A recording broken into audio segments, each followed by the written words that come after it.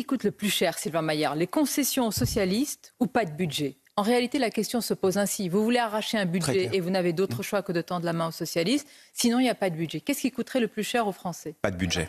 Pas de budget. Vous en êtes convaincu? Oui, convaincu. Par exemple, je pars sur l'armée. L'armée, on a voté une loi de programmation, il faut qu'on monte en cadencement. Si jamais nous n'avons pas de budget, comme nous l'avons eu l'année dernière, hein, nous n'avons pas eu de budget, on a attendu un mois et demi.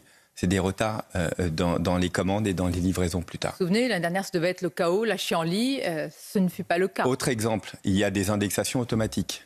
Et la loi revient sur ces indexations automatiques. Par exemple, les retraites. L'indexation se fait directement des retraités sur l'inflation. Et donc, dans ces cas-là, et c'est très simple, eh ben, il y a une augmentation automatique, quel que soit le niveau d'inflation, ça coûte des milliards. Pas de budget, c'est plus cher que les concessions. Mais expliquez-nous, Bien sûr. Sylvain Maillard, comment dans un pays... Et pour les chefs d'entreprise, vous avez eu la gentillesse de mentionner ce que j'ai.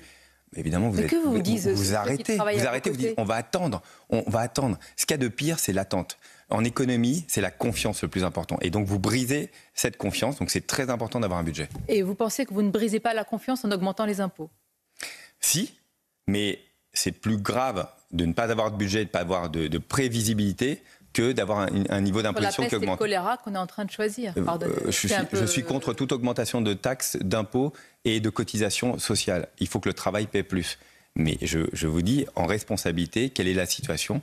Et cette situation-là, il faut y faire face. Et nous, à partir du gouvernement, on y fait face et on essaye de trouver une solution.